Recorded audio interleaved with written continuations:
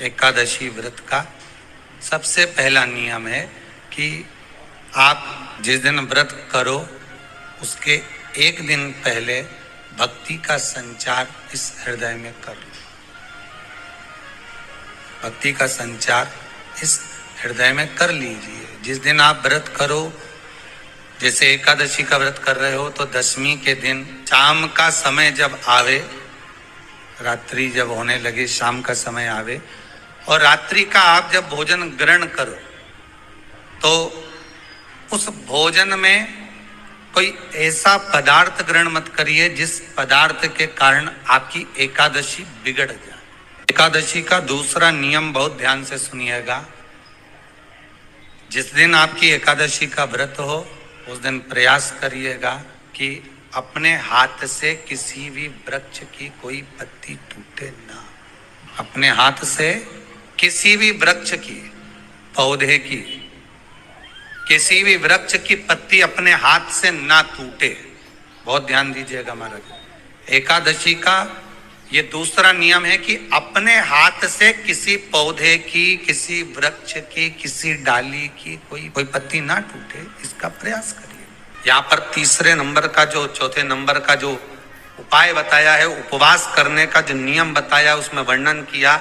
एकादशी के दिन अगर आपका व्रत है तो आप भूलवश भी डब्बे में रखी हुई रोटी गाय को ना देते हुए कुछ थोड़ा सा फलहार, कोई केला, कोई सेब, जो आप खाते हो, अंगूर, पपीता, जो आप ग्रहण कर रहे हो, उसका थोड़ा सा भाग आप गाय को प्रदान करो। आप गाय को दीजिए।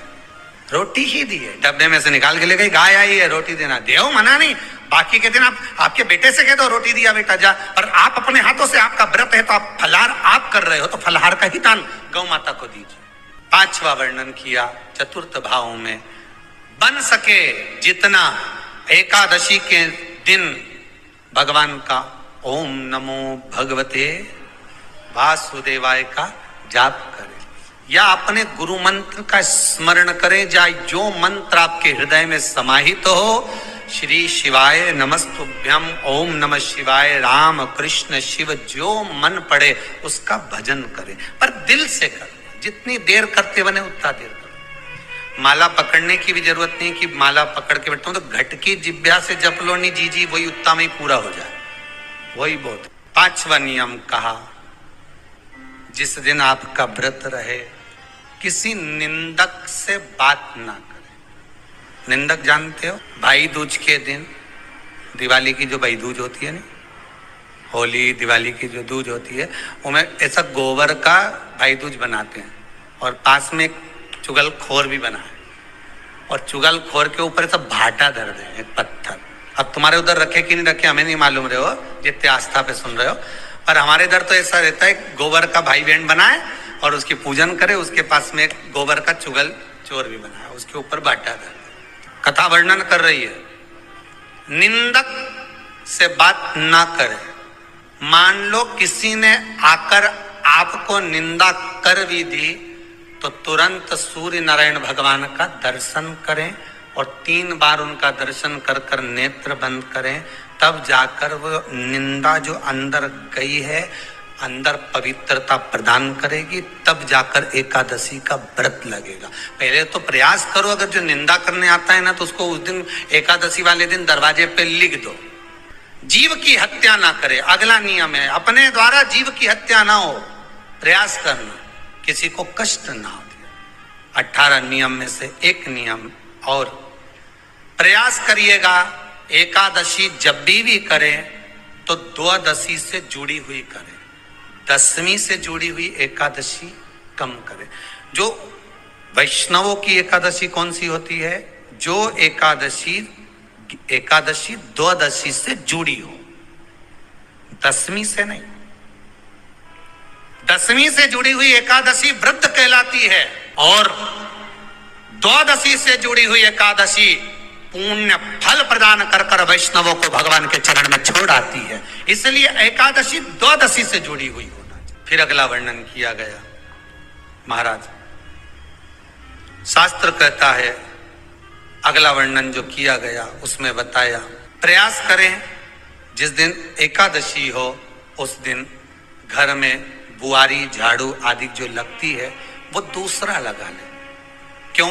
उसका वर्णन है, अगर आप बुआरी लगाएंगे, झाड़ू लगाएंगे, पोछा लगाएंगे तो हो सकता है कोई जीव आपके हाथ के द्वारा मर जाए। क्या करोगे?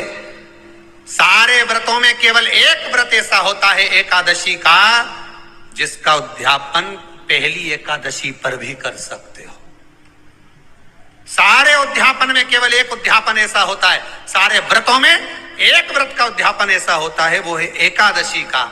ये जरूरी नहीं कि 26 पूरी होगी तभी तुम करोगे, या तो पहली में ही कर लो या फिर 26 पूरी हो तब कर। पर उद्यापन, अब तुमको ऐसा लगे कि हाँ मैं अभी तो जीऊंगी हो, अभी तुम्हारा बाल भी धोला नहीं हुआ, तुमको ऐसा लगे तो अभी तो मैं तो बढ़िया, तो पहली पर करने से क्या फल मिलेगा? तो एकादशी की नियमावली कहती है, अगर मान लो आपने पहली एकादशी पर भी उद्यापन कर लिया, इसके बाद में जितनी एकादशी करोगे वो सारी तुम्हारे खाते में जुड़ती जाएगी। मतलब बैंक में खाता खोल लो, ठीक है? खाता खोल लिया, अब जितना कमाता जाओगा उसमें डालते जाओ, जितनी कमाई करके लाओगे उसमें जमा करते जाओ। एकादशी एक बार उद्यापन पहले में भी हो गया तो बाकी का पुण्य तुम्हारे खाते में आ जाए। एकादशी का उद्यापन बड़े महीने में माघ शुक्ल एकादशी के दिन, माघ का महीना हो, शुक्ल पक्ष की, जम के बोलिए, एकादशी हो, प्रयास करना कि आप उद्यापन करें, भले 5, 10, 11, 12 जितनी एकादशी हो जाए, 26 हो जाए तो ज्यादा अच्छी है, नहीं तो आप करें तो माघ महीने की शुक्ल पक्ष की एकादशी के दिन आप उद्यापन करें। प्रयास रखें, प्रयास रखें। बड़े महीने के अंतर्गत जो उद्यापन, हाँ चतुर्मास के अंतर्गत उद्यापन नहीं होता एकादशी का, बहुत ध्यान दीजिएगा। ये जो सावन भादो कुंवर कार्तिक जो 4 महीना होते हैं भगवान के शयन करने के, इसके अंतर्गत एकादशी का उद्यापन नहीं होता, और इसके अंतर्गत उद्यापन करना भी नहीं चाहिए एकादशी। हमारा एकादशी का उद्यापन माघ महीने की शुक्ल पक्ष की एकादशी के दिन आप बहुत प्रेम से आनंद के साथ करिए महाराज। परंतु एकादशी के उद्यापन में सबसे ज्यादा अगर कुछ जरूरी होता है तो 24 तरह का नैवेद्य जरूरी होता है। कितने तरह का? 24 तरह का नैवेद्य। अब आप कहोगे गुरुजी उद्यापन हम कर रहे हैं एकादशी का, तो उसमें तो फलहार का हमें नैवेद्य बनाना चाहिए। तो फिर ये पुराण के अंतर्गत स्कंद पुराण में ये चीज लिखी है कि एकादशी का जब उद्यापन करते हैं तो 24 तरह का नैवेद्य बनाकर सिद्ध करते हैं। 24 तरह का नैवेद्य जान रख लेना, हलवा बना लो, खीर बना लो, पूड़ी बना लो, सब्जी बना लो, पकौड़ा बना लो, भजिया बना लो, ऐसे 24 तरह का नैवेद्य अलग अलग चाहिए।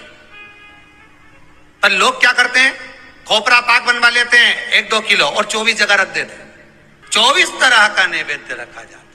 एकादशी के दिन भगवान का पूजन का पूरी तैयारी कर कर, मंडल आदि बनवाकर, विद्वान ब्राह्मण को बुलाकर, कर्मकांडी ब्राह्मण को बुलाकर जो भगवत सेवा में एकादशी का उद्यापन कराए, उन ब्राह्मण के चरणों को नमन कर कर, प्रणाम कर कर एकादशी का पूजन करवाइए। और उस मंडल की पूजन कराकर हवन द्वादशी को कराइए, एकादशी को हवन नहीं। एकादशी के उद्यापन का जो हवन होता है वो द्वादशी को।